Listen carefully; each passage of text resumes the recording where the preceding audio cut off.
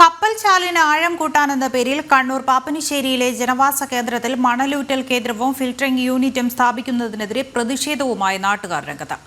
നൂറുകണക്കിന് കുടുംബങ്ങൾ താമസിക്കുന്നതിന് നടുക്ക് മണലൂറ്റ് കേന്ദ്രം സ്ഥാപിക്കുന്നത് ജനങ്ങളുടെ കുടിവെള്ളം മുട്ടിക്കുമെന്നും ജീവിതം ദുസ്സഹമാക്കുമെന്നും പ്രദേശവാസികൾ ഒന്നടങ്കം പറയുന്നു. നൂറുകണക്കിന് ജനങ്ങൾ താമസിക്കുന്ന പ്രദേശത്ത് പുഴയോട് ചേർന്നാണ് മണലൂറ്റൽ കേന്ദ്രം സ്ഥാപിക്കാൻ ഒരുങ്ങുന്നത്. പുഴയോട് ചേർന്ന പ്രദേശമായിട്ടുകൂടി ഇപ്പോഴും നല്ല തെളിനീർ കിട്ടുന്ന നാടാണിത്. മണലൂറ്റ് കേന്ദ്രം പ്രവർത്തനം ആരംഭിച്ചാൽ ഈ മേഖലയിൽ ശുദ്ധജലം കിട്ടാക്കനിയാകുമെന്ന് നാട്ടുകാർ പറയുന്നു. ബുദ്ധിമുട്ടെന്ന് പറഞ്ഞാൽ നമുക്ക് പുറത്തിറങ്ങാൻ പറ്റും. കാരണം അത്രയധികം വാഹനങ്ങളും മറ്റുള്ള പോയി കഴിഞ്ഞാൽ ഇപ്പോൾ പൊടിവാറലും മറ്റുള്ള ശല്യങ്ങളെല്ലാം ഉണ്ടാവും. അതാണ് നമ്മളെ ഏറ്റവും വലിയ ബുദ്ധിമുട്ട്. പിന്നെ ഈ വെള്ളത്തിൻ്റെ ഇത് വെച്ചാൽ പിന്നീട് ഉപ്പാവോ എന്നുള്ളൊരു ഭയം നമുക്കുണ്ട്. ഇപ്പം നമുക്കെല്ലാം നല്ല വെള്ളം. മണലൂറ്റൽ കാരണം കര തന്നെ ഇല്ലാതാകുമെന്ന ആശങ്കയും ഇവർക്കുണ്ട്.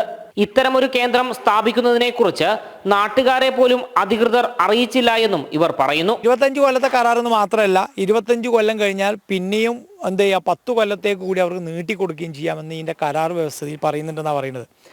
അപ്പോൾ ഇവിടുത്തെ ജനങ്ങൾക്ക് ഇതറിയില്ല, ഇവിടുത്തെ പ്രദേശത്ത് ഇവർക്കറിയില്ല, ഇവിടുത്തെ തദ്ദേശ സ്വയംഭരണ സ്ഥാപനത്തിനറിയില്ല, ഇവിടുത്തെ ജനപ്രതിനിധികൾക്കൊന്നും അറിയില്ല.